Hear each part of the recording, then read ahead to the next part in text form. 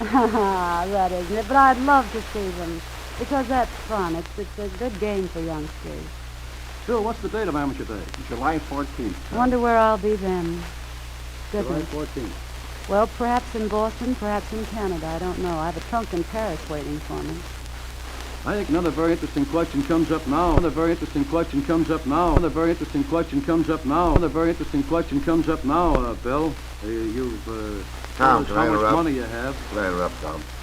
We'll go right ahead. I want to be corny. If Swanson's got a trunk waiting for him in Paris, I've got a bag waiting for me at Jacksonville. I got to use the new Oh, I think we should make Murray, a do you tape have of to, that. if you have to go along, Yeah. just shake hands with Miss Swanson and the other lovely folks, and I'll chat a bit with Phil here again. About you. Phil, you told us about the number of teams coming in and so forth. This is very important, I think.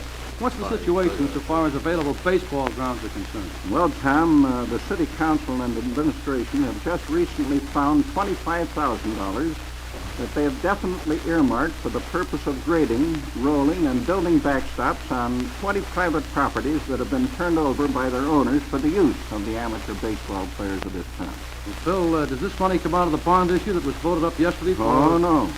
No? No. The money coming from the bond issue will be for capital improvements. And at this time, I want to thank all friends of the Sandrotters that voted for the approval of these issues, for the grand work that they have done. This money will be used to a great extent for adding to our lighted fields and providing proper screens along the baselines to protect the spectators, who are as greatly interested as the ball players themselves. And of course, Tom, you know we do protect those ball players with our hospital and medical fund every year. You know, Miss Swanson, that was the idea of Bill Duggan, that's sitting here at the table with me. Some 25 years ago, we affectionately called Bill Duggan Uncle Willie here. He conceived the idea of going out and getting money and hiring a doctor in town, a reputable physician, might have the facilities of hospitalization and so forth. And it was Bill Duggan who really gave that thought to America. Oh, really? That's a splendid idea. Phil, tell me something about that. Who is the doctor and how do you care for these kids now? They get a broken leg or something. Well, Dr. Marcus, of course, and his staff, his industrial clinic, they're open 24 hours a day. They're always available to take care of these boys, and we do play night games in this I town wondered. as well. But they're given everything insofar as hospital attention and medical care is concerned. There's just one little instance. They go awfully far. We had a boy hit in the head a few years ago. And this doctor has got certain specialists that work with him. We brought in a brain specialist, and he had to lift a bone out of the head, or the piece of the skull out of the head of that boy, and he found a little piece of bone piercing the brain.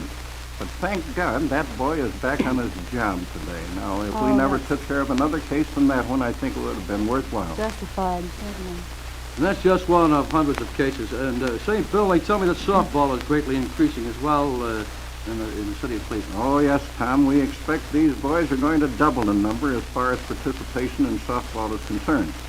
Will there be enough ball grounds available for that?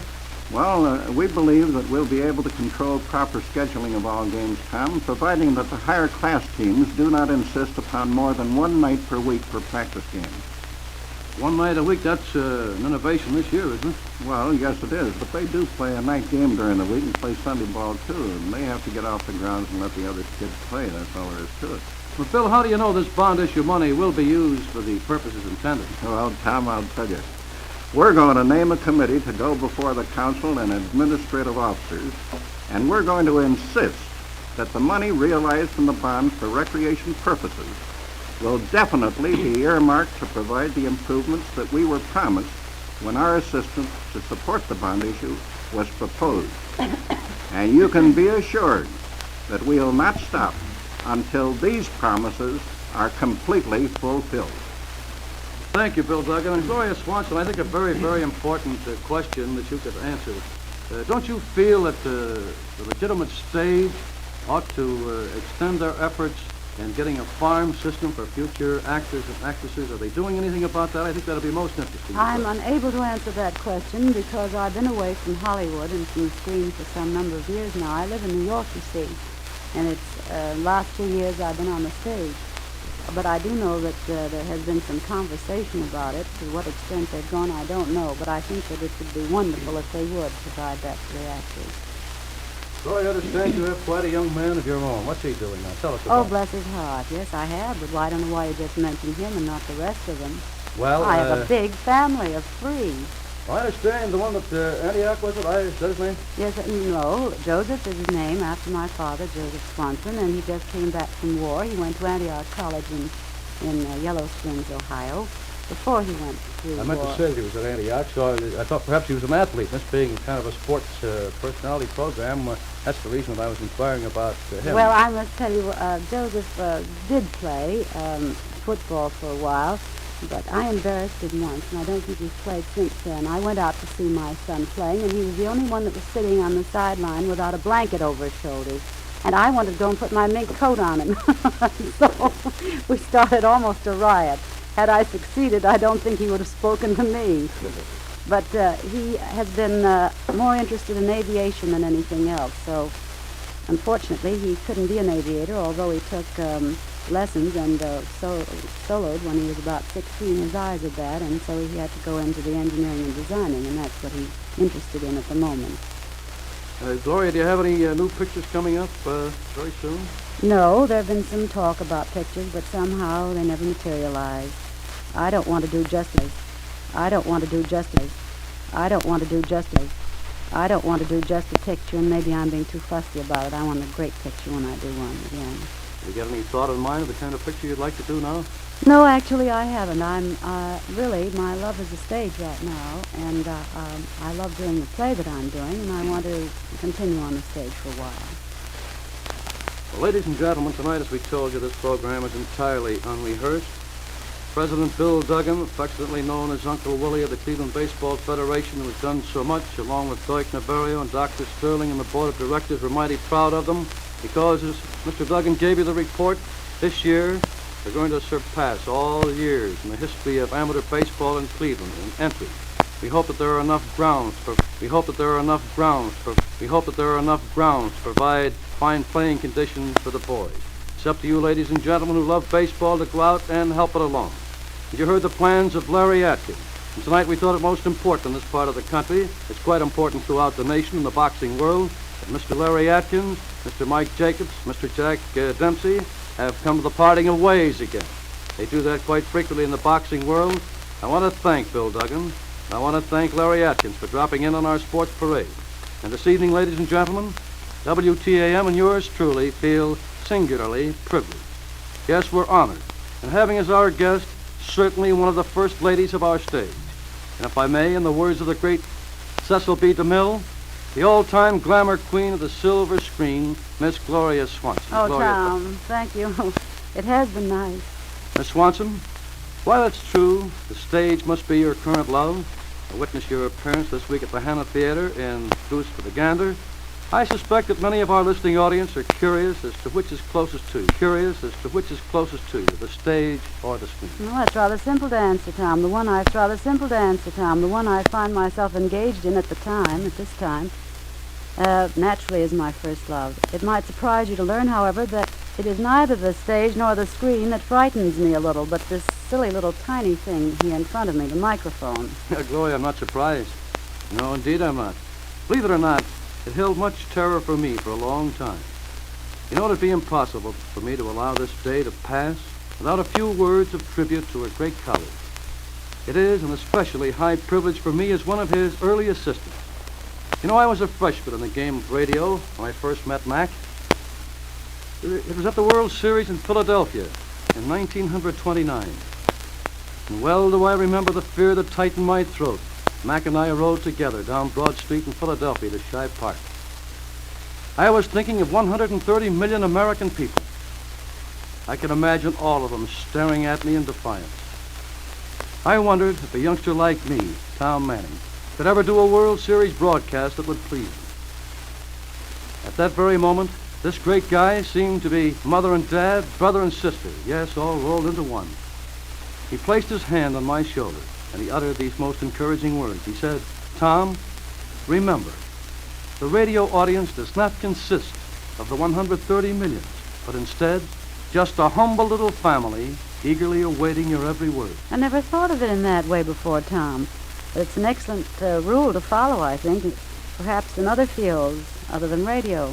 Gloria Swanson, mere minutes after his colorful and exacting pregame words were spoken into the NBC microphone, he opened with, "Good evening, ladies and gentlemen of the radio audience." Gloria, the telegrams began to arrive. They came from movie stars in Hollywood, from the plains of the Great West, from miners in the hills of Pennsylvania and Virginia. They came from the industrial centers of the East, the West, and the quiet, complacent folks of New England. Yes, they recognized him as the leader of radio announcers. He spoke the language of the musical genius. He knew and recognized the oratory of the politician. He spoke the language of the sports world, football, baseball, boxing, golf, and what have you. When the event became tense and exciting, he was not adverse to ringside slang or even a split infinitive. His great voice and his word pictures gave the radio audience a ringside seat, or a box behind first base, perhaps a seat with the wildly cheering throng on the 50-yard line. He was a great radio announcer. He was a great guy. Yes, he was a great friend and a great inspiration and a great voice. That voice, the voice of Graham McNamee, was stilled forever exactly 4 years ago today. And ladies and gentlemen, let's remember Graham the next time we visit the church of our choice. And speaking of radio and Graham McNamee, which to me at least will always stand for the same thing, you know, Miss Swanson, in many ways, you and Graham have much in common. Well, I'm afraid I don't understand, Tom. Well, a moment ago you said we could, so again, can we speak of the 20s without blushing too much, Gloria? To myself, of course. Well, you must recall then that in the early days of Hollywood, they were constantly struggling to really find itself. And you, like so many artists of that decade, shared those uncertain days that faces every new artist. Well, I confess that it's quite true. Gloria, it's also true that Graham had an even more hazardous task. Yes, in the early days of radio, Graham was expected to go gracefully from Beethoven to a national political convention, from a champion prize fight to Faust, from the inauguration of a president to a World Series, from a serious drama to a football game, and excel in each. Indeed he did. It must be admitted that Hollywood at that time looked to the east for serious radio developments, and the voice of Graham soon became synonymous with radio itself. You'll understand then, Gloria Swanson, why I couldn't let this day go without pausing for a moment to remind myself of the greatness of this man, the man I'm proud to call my benefactor and my dear friend. If I leave behind one such friend who shall think this way of me, Tom, I'm very happy. Thank you, Miss Swanson. Good night, Gloria. Good night, Tom. Good night, Graham.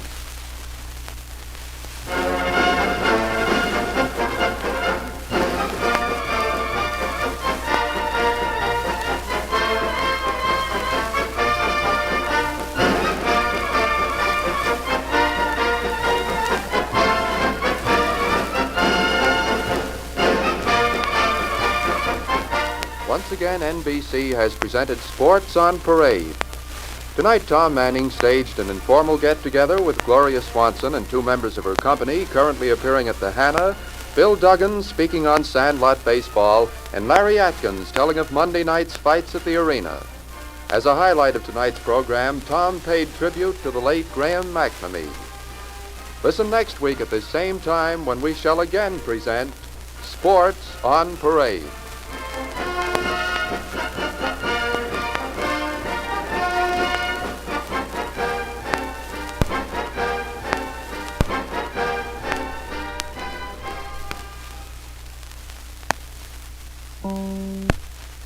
Oh.